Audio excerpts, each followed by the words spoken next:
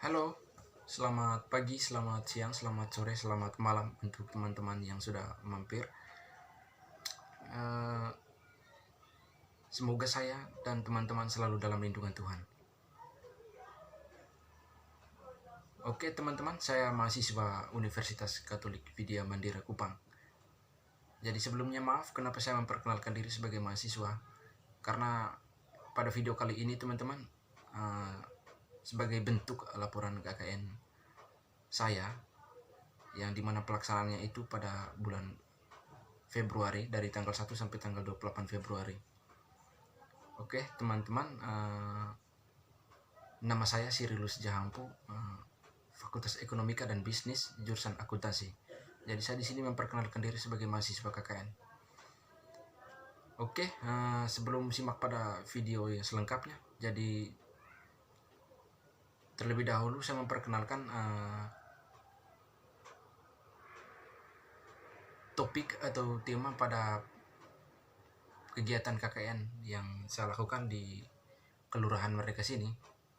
Jadi lokasi KKN saya di Kelurahan Merdeka. Topik yang saya ambil itu terkait dengan pencatatan pembukuan sederhana di usaha mikro kecil dan menengah UMKM di kios teman-teman. Jadi kenapa saya tidak mengambil topik yang lain? Kenapa sih harus di pencatatan pembukuan sederhana? Jadi ini juga teman perlu teman ketahui juga. Jadi bagaimana sih pentingnya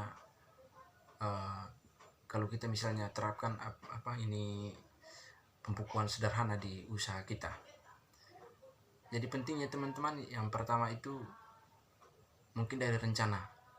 Sebagai rencana, artinya dalam perjalanan usaha kita bisa menentukan, oh jadi arah usaha saya harus begini, tidak boleh begini. Jadi bisa ya sebagai rencana lah begitu. Artinya kita bisa mengetahui bagaimana perjalanan di langkah selanjutnya nanti yang usaha yang kita geluti itu. Jadi itu yang pertama. Yang kedua, untuk bisa kita menilai. Jadi teman, perlu kita ketahui juga bahwa kesuksesan bisnis kita itu tidak hanya dinilai oleh orang lain. Jadi kita sendiri yang bisa menilai. Dari mana kita menilainya? Oke, dengan mencatat tadi kita bisa mengetahui ini jumlah barang dan pemasukan barang pada periode tertentu. Misalnya dalam satu bulan, ya bagaimana pengeluaran barang saya, begitupun juga pemasukannya bagaimana. Apakah lebih besar pemasukan atau lebih kecil pengeluaran saya? Jadi begitu. Yang ketiga teman, untuk bisa kita mengambil keputusan yang tepat. Kalau misalnya kita mencatat pembukuan sederhana itu, kita bisa mengambil keputusan yang tepat. Yang berikut, untuk kita bisa mengetahui apakah saya untung atau rugi dalam menjalankan bisnis ini. Banyak orang tidak tahu ruginya seberapa dan untungnya berapa kalau misalnya tidak mengaplikasikan pembukuan sederhana ini dalam usaha yang dia geluti. Itu yang berikut. Yang terakhir teman-teman, lebih mudah kita untuk menghitung pajak. Artinya kalau kita sudah mengetahui, oh pendapatan yang saya terima dalam periode ini, dalam tahun ini atau dalam bulan ini ya begini, sebesar ini.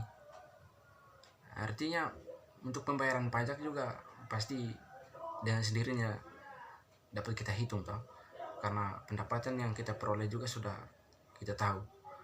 Oke, begitu teman, saya rasa ini sangat penting untuk kita aplikasikan di UMKM, usaha mikro kecil dan menengah. Jadi saya pilih sasarannya kemarin itu di kios.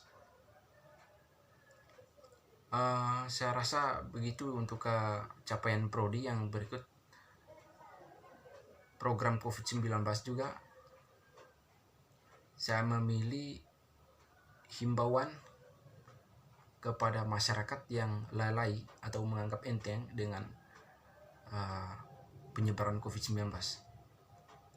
Artinya begini, jadi banyak yang keluar rumah dengan tidak menerapkan protokol kesehatan.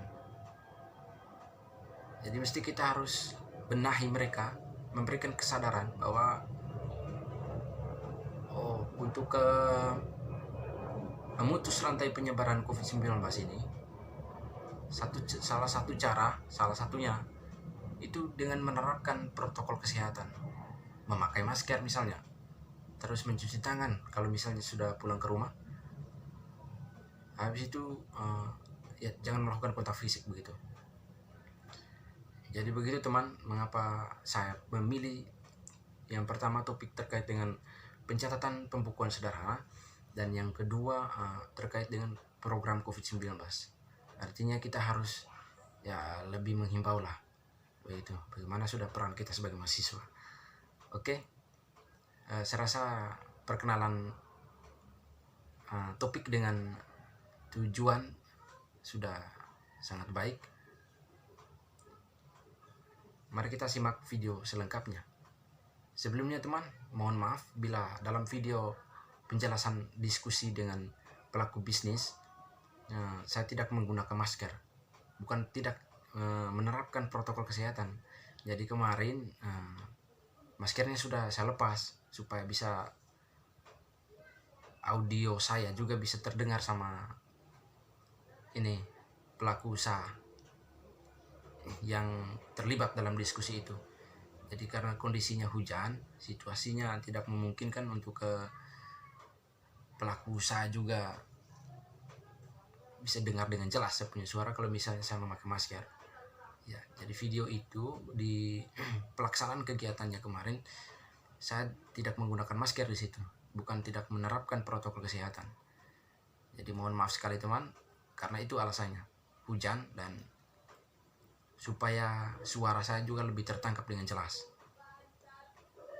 Oke, mari kita simak video selengkapnya. Saya harap ini bisa bermanfaat ya. Apalagi ada teman juga yang punya bisnis di rumah yang sudah mampir di channel ini sangat membantu. Oke, terima kasih. Kita lanjut simak pada video selengkapnya. Teman-teman, saya sudah sampai di sebagai sasaran pelaku usaha di kelurahan mereka ini. Sekarang saya mau diskusikan sedikit terkait dengan pembukuan sederhana supaya bahas sebagai pelaku usaha juga bisa melakukan perbandingan antara pengeluaran dengan pendapatan yang dia terima. Oke, baik, ini sudah ada bersama saya dengan baik, supaya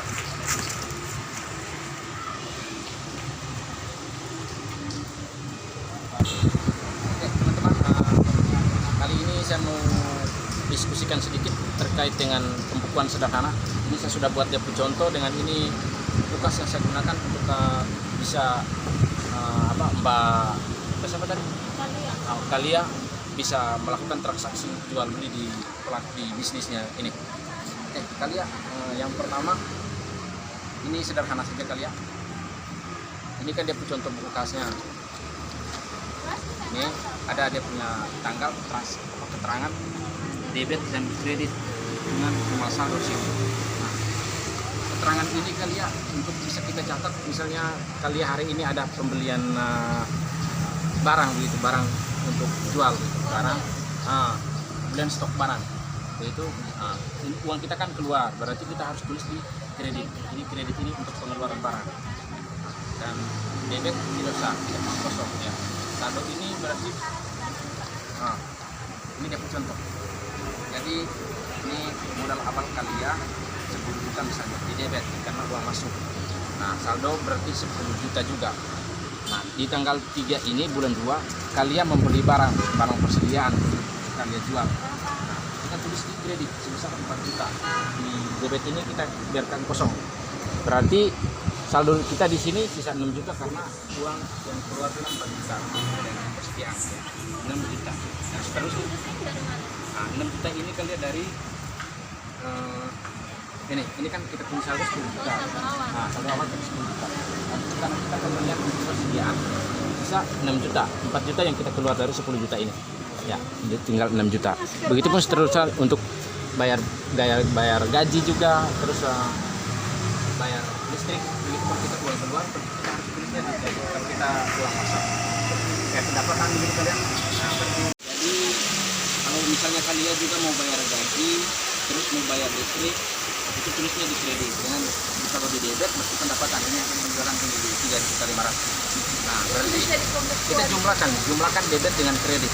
Nah, supaya kita di akhir periode, baik ke akhir tahun maupun akhir bulan, kita bisa lihat, oh pengeluaran saya selama ini 5.300.000. Begitupun juga dengan pemasukan saya 16.500.000. Nah, berarti kita lihat misalnya saldo akhir yang kita tentukan itu kita lihat di sini 11.200. 11.200 tidak sama ini. Berarti kalau kita mau dapat dia punya laba kotornya, berarti kita harus kurang dengan 10 juta ini. Nah, kurang dengan 10 juta berarti kita dapat 1.200.000. Dari 10 juta ini 11.200. Nah, berarti kita dapat untung untuk laba kotornya 1.200.000.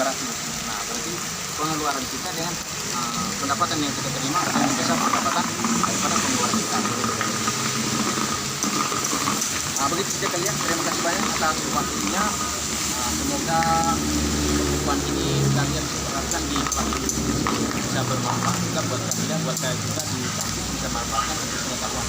Oke kalian, ini diserahkan di kalian sebagai contoh ini untuk kalian bisa tulis transaksi setiap hari kalian harus melakukan transaksi setiap bulan. Terima kasih kalian. Oke, teman-teman, saya kira diskusi saya dengan kalian tadi sebagai pelaku bisnis sudah berjalan dengan baik dan kalian juga sudah bisa memahami bagaimana pencatatan transaksi keluar masuk uang supaya bisa dapat dibandingkan antara pengeluaran dengan pemasukan yang dia terima. Untuk kendala yang saya hadapi selama kegiatan KKN ini, saya rasa untuk sebagai peserta KKN sampai saat ini saya berjalan dengan baik. Hanya sebagai pelaku usaha tentu tidak lain tidak bukan juga pendapatan yang semakin menurun karena dengan kondisi yang belum kondusif ini, situasi yang belum berada dari COVID-19, jadi sasaran sebagai konsumen mereka ini pelajar mahasiswa sampai dengan SD. Jadi sekarang sudah alihkan ke kuliah daring, jadi pendapatan yang mereka terima juga semakin menurun. Jadi saya rasa itu kendala yang saya hadapi sebagai peserta KKN juga sebagai pelaku bisnis di kelurahan yang menjadi sasaran saya untuk kegiatan KKN ini. Oke, terima kasih teman-teman sudah menyaksikan video ini. Saya harap ini bisa bermanfaat bagi saya juga, bagi teman-teman, juga bagi pelaku usaha yang menjadi sasaran saya. Oke, terima kasih, sampai jumpa. Teman-teman, karena kemarin kita sudah melakukan proyek diskusi dengan pelaku bisnis terkait dengan pencatatan aktivitas sederhana. Jadi hari ini saya mau melanjutkan untuk pembagian masker bagi mereka yang tidak mengikuti protokol kesehatan.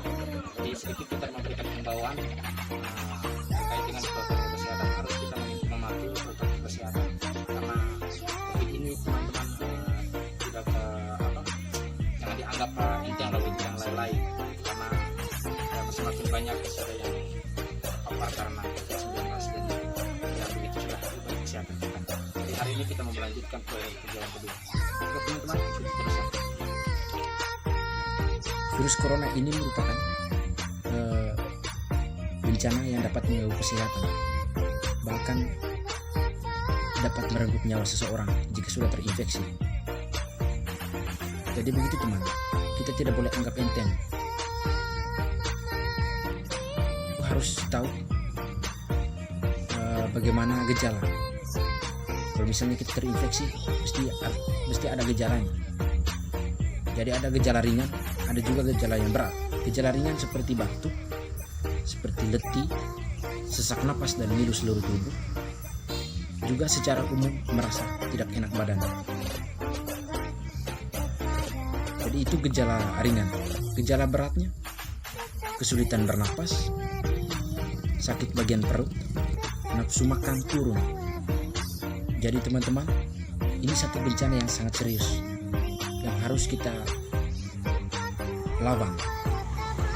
Jadi kita harus bisa melakukan hal-hal sederhana supaya dapat menghindari, kita dapat mencegah, menerapkan protokol kesehatan.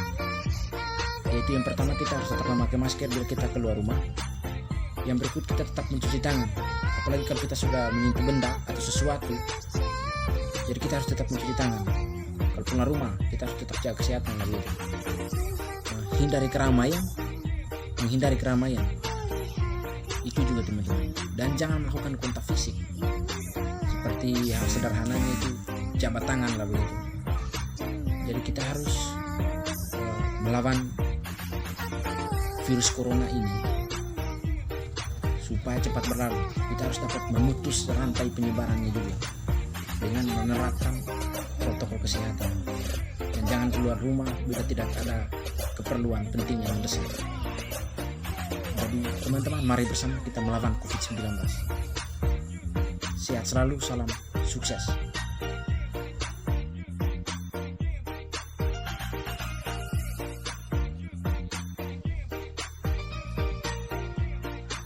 Oke, saya rasa teman-teman sudah simak secara lengkap tadi video hasil kegiatan kuliah kerja nyata saya. Jadi harapan saya untuk pelaku bisnis usaha pencatatan pembukuan akuntansi sederhana ini tidak hanya sampai di sini. Maksudnya tidak hanya saat pengambilan video kemarin untuk kesuksesan pelaksanaan kegiatan saya. Saya harap sampai di situ. Ya, semoga mereka selalu mengaplikasikan ini. Karena ini sangat penting ya, untuk bisa membandingkan pengeluaran dan pemasukan. Itu yang paling penting supaya bisa mengetahui rugi saya melakukan usaha. Saya rasa begitu. Jadi bagi teman-teman semua, karena situasi yang kondusif ini, jadi saya harap kita harus jaga diri, jaga keluarga, jaga sesama, dan tentunya dengan menerapkan protokol kesehatan. Ya, mencuci tangan, jangan kontak fisik, tetap menggunakan masker, dan tidak boleh keluar rumah kalau bisa